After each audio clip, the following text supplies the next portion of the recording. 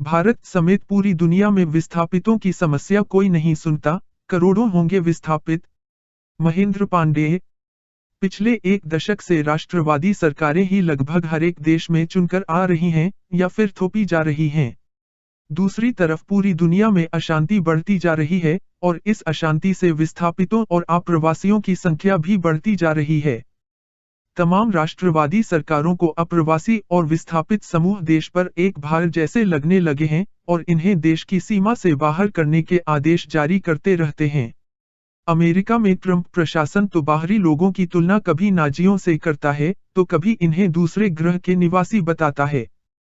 England में Brexit का मसला भी इसी पर आधारित है और स्पेन और फ्रांस समेत यूरोप के अनेक देश सीरिया के अप्रवासियों को खदेड़ने में लगे हैं। इन सब पर खूब चर्चा की जाती है, पर ऐसा ही हाल भारत का भी है, जिस पर मानवाधिकार संगठन और मीडिया कुछ नहीं कहती। हमारे प्रधानमंत्री स्वयं समय समय पर इसे देश की गंभीर समस्या बता चुके हैं। पिछले चुनावों में प्रधानमंत्री और बीजेपी अध्यक्ष दोनों ही उत्तर और उत्तर पूर्व की हर एक जनसभा में इसे देश की सबसे गंभीर समस्या करार देते रहे हैं। इसका फायदा भी चुनावों में मिला। बीजेपी अध्यक्ष तो इन लोगों को दीमक कहकर संबोधित कर चुके हैं, जो देश को खोखला कर रहे हैं। संयुक्त राष्ट्र के अनुसार दुनिया में लगभग 7 करोड़ शरणार्थी हैं, जिनमें से लगभग 3 करोड़ ऐसे हैं, जिन्होंने अपना देश छोड़कर किसी और देश में शरण ली है, या फिर इसके लिए प्रयासरत हैं। ऐसे शरणार्थियों में से लगभग आधे 18 वर्ष या इससे कम उम्र के हैं। संयुक्त राष्ट्र के अनुसार हर एक 2 सेकंड के भीतर दुनिया में एक नया व्यक्ति शरणार्थी बन जाता है। वर्ष 2018 के दौरान केवल 92400 शरणार्थियों को किसी और देश में ठिकाना मिला। अधिकतर बड़े और अमीर देश अब शरणार्थियों से बचने लगे हैं, पर अनेक गरीब देश और कुछ यूरोपीय देश अब भी इन्हें शरण देते हैं। लगभग 67 लाख शरणार्थी दुनिया के सबसे गरीब देशों में बसे हैं। म्यांमार के रोहिंग्या विस्थापितों की खूब चर्चा होती है। इस समस्या पर संयुक्त राष्ट्र की भी नजर है। वर्ष 2017 में संयुक्त राष्ट्र ने एक 3 सदस्यीय दल बनाया था, जिसे म्यांमार की फौज द्वारा किए जाने वाले मानवाधिकारों के उल्लंघन और नरसंहार के बारे में जांच कर रिपोर्ट प्रस्तुत करनी थी। म्यांमार की फौज ने रोहिंग्या लोगों के साथ जो अमानवीय व्यवहार किया था, इसी की पुष्टि करने के लिए यह रिपोर्ट बनाई गई। वहां की फौज ने संयुक्त राष्ट्र के किसी भी सदस्य को म्यांमार में प्रवेश नहीं करने दिया था। फिर इस दल के सदस्यों ने लगभग 875 विस्थापितों के साक्षात्कार के आधार पर 440 पृष्ठों की एक रिपोर्ट सितंबर 2018 में प्रस्तुत किया। ये सभी विस्थापित फौज द्वारा रोहिंग्या के शोषण और नरसंहार के प्रत्यक्षदर्शी भी थे। इस रिपोर्ट के अनुसार म्यांमार की फौज नरसंहार, हत्या, बिना कारण जेल में डालना, महिलाओं और बच्चियों से बलात्कार, बच्चों के शोषण और इनके गांव में आगजनी के लिए दोषी है।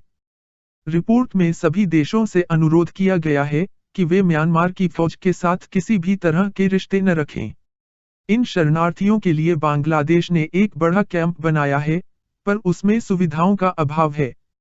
इसीलिए हर एक वर्ष हजारों रोहिंग्या छोटी नावों के सहारे समुद्री रास्ते से लंबी दूरी तय कर दूसरे देशों में जाने का प्रयास करते हैं। इनमें से कुछ पहुंचते हैं और शेष यात्रा में ही भूख, प्यास, थकान या फिर नाव डूबने के कारण मर जाते हैं। हाल में ही इंडोनेशिया के सागर तटीय एक गांव अचेह के लोगों ने ऐसी ही एक नाव को तट के पास देखा, जिसमें लगभग 100 रोहिंग्या शरणार्थी थे। गांव के लोगों ने पूरे दिन अधिकारियों से उन्हें तट पर उतरने की अनुमति देने की गुजारिश की, पर अधिकारियों ने कोविड के प्रसार के अंदेशा का हवाला देते हुए तट पर उतरने की अनुमति देने से इनकार कर दिया। शाम को गांव वालों ने निश्चय किया कि अनुमति नहीं भी मिलाती है, तब भी वे लोग 100 लोगों को मरने के लिए समुद्र में नहीं छोड़ सकते। अंत में शाम को गांव के लोगों ने रस्सियों और छोटी नावों के सहारे हर एक व्यक्ति को किनारे पहुंचाया। गांव की एक खाली हवेली में इन लोगों के रुकने का इंतजाम किया, खाने और कपड़ों का प्रबंध किया। हालांकि अभी तक अधिकारियों ने इन शरणार्थियों के रुकने की अनुमति नहीं दी है, पर पूरे गांव का कहना है कि यदि अनुमति नहीं भी मिलती है, तब भी अब इन शरणार्थियों को वे वापस समुद्र में मरने के लिए नहीं जाने देंगे, भले ही सरकार उन पर कोई भी कार्यवाही करे। गांव के मुखिया नसरुद्दीन गुएचिक के अनुसार मानवता यही है जो हम लोगों ने किया है। दूसरी तरफ नीदरलैंड में इन दिनों एक बड़ा जन आंदोलन लगभग 500 अनाथ शरणार्थी बच्चों को बसाने के लिए किया जा रहा है। ग्रीस के सागर तट पर हजारों शरणार्थी, जो सीरिया, पाकिस्तान और अफगानिस्तान से आए हैं, शिविरों में रहते हैं। इनमें से 2200 बच्चे ऐसे हैं जो अनाथ हैं। इनके लिए अलग शिविर हैं। अक्टूबर 2019 में ग्रीस ने यूरोपीय यूनियन के देशों से इन बच्चों को अपने देश में रखने की गुजारिश की थी। अब तक लगभग 1700 बच्चों को कुछ देशों ने अपने देश में रखने के लिए हामी भरी है। इन देशों में नीदरलैंड शामिल नहीं है। अब नीदरलैंड में एक बड़ा जन आंदोलन सरकार पर इन बच्चों को अपने देश में लाने के दबाव बनाने को लेकर किया जा रहा है। नीदरलैंड की लगभग 1/3 नगर परिषद, लगभग 120 स्थानीय निकाय जिसमें लगभग 90 लाख लोग रहते हैं, ने सरकार को इन बच्चों को अपने देश में बुलाने के लिए ज्ञापन दिया है। इस आंदोलन में विश्वविद्यालय, राजनैतिक पार्टियां और तमाम बुद्धिजीवी शामिल हैं। पर अभी तक प्रधानमंत्री मार्क रुत्ते ने कोई फैसला नहीं लिया है। सरकार में 4 राजनीतिक दल शामिल हैं, जिनमें से 2 दल शरणार्थी बच्चों को अपने देश बुलाना चाहते हैं, जबकि अन्य 2 दल ग्रीस में ही वित्तीय सहायता के माध्यम से शरणार्थी शिविरों की दशा सुधारना चाहते हैं। पर यह आंदोलन लगातार चल रहा है। स्वीडन के मानवाधिकार कार्यकर्ता आजकल शरणार्थियों से संबंधित सरकार की नीतियों की आलोचना कर रहे हैं। स्वीडन के कानून के अनुसार वहां 18 वर्ष से कम उम्र के बच्चे ही शरणार्थी रह सकते हैं। वहां ऐसे ही एक शिविर में रहने वाली अफगानिस्तान से आई शरणार्थी यारा की उम्र जिस दिन 18 वर्ष हुई, ठीक उसी दिन सरकारी अधिकारियों ने उसे एक नाव में बैठाकर समुद्र में अपनी सीमा से दूर भेज दिया। मानवाधिकार कार्यकर्ता अब सरकार से अपने कानूनों की समीक्षा कर उसे मानवीय स्वरूप देने का अनुरोध कर रहे हैं। अमेरिका में अधिकतर शरणार्थी मेक्सिको के लगी सीमा से प्रवेश करते हैं। अनेक शहरों में इनके लिए शिविर बनाए गए हैं, जहां इन लोगों को लंबी कानूनी प्रक्रिया पूरी होने तक रखा जाता है। कोविड के दौर में अनेक शिविरों में भी यह महामारी पहुंच चुकी है, पर इन शिविरों में स्वास्थ्य सुविधाएं नहीं हैं।